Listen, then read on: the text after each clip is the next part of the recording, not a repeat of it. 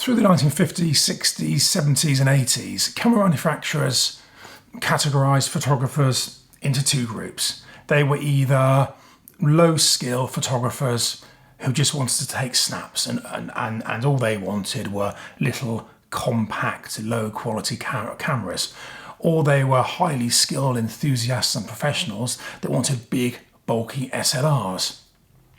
It was only really Contax and to some degree Rolly in the 1980s that recognised the need or recognised the market for high quality, small, pocketable cameras that good and enthusiastic photographers wanted.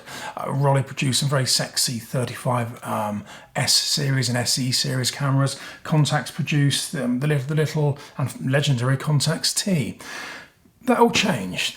In the 1990s, Nikon, Ricoh, Minolta, Leica all suddenly realised that there was a market for expensive compact cameras. Nikon produced this, the 35 Ti, which I'm going to talk about now.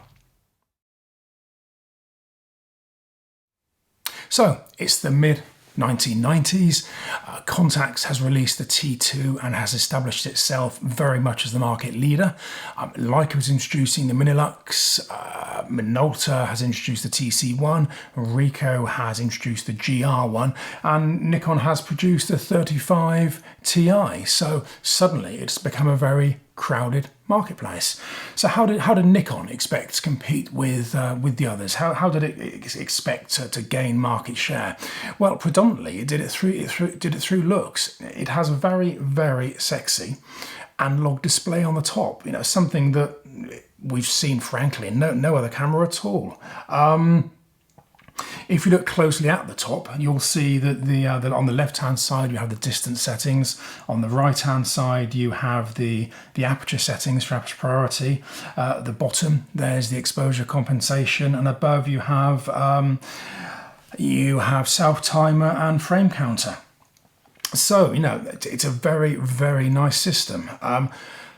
Just very quickly going through the functionality, you have the on-off switch on the top here. If I switch it on, you'll see the lens comes out.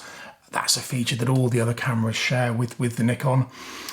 You have modes, program aperture priority. This is the main control dial. So if, for example, I'm in aperture priority, I can then use this control dial to set the aperture on the main analog display. If I go over to the AF button here, I can press the AF button, and that then switches from AF to manual focus, and I can select the focusing distance. You have a viewfinder illuminator here. Underneath you have the exposure compensation, which again is just set via the analog display. Just looking at the front corners of the camera, you have some flash setting here, and on the back you have another really good feature which this particular camera has, and the others actually don't. You have the panoramic display. If I open the back, you'll see that when this is switched to panoramic and switched off panoramic, it brings in two masks, top and bottom, which switches the camera from being a 24-36 format camera to being a panoramic camera. And at the same time, it also changes the bright line viewfinders in the frame to give you the correct panoramic field of view. I mean, that's a really, really nice feature if you think panoramic photography might be your thing. Just looking at the bottom, fairly standard battery compartment and 1/4 inch tripod bush. A little button there just to rewind the film should you want to rewind before you finish the full 36 exposures. So all in all, it's a really, really nice camera.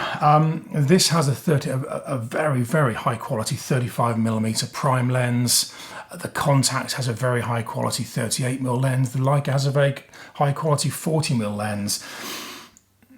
I suppose the big question is, which would I recommend? I wouldn't recommend the Leica. I wouldn't recommend buying the Leica just because it has the Leica logo.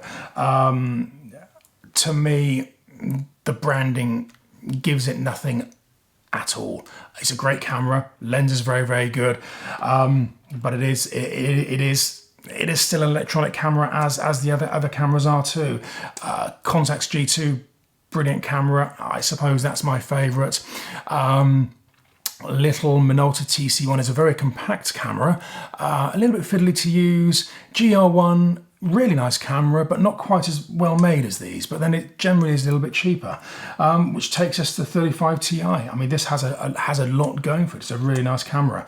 If you love that display on the top, buy this model. If you want the panorama facility, buy this model. I mean, choosing between this and the Contax and the Leica and the Minolta and the Ricoh, that really is a first world problem. They're good cameras. You really can't make a bad choice. So I hope that's useful.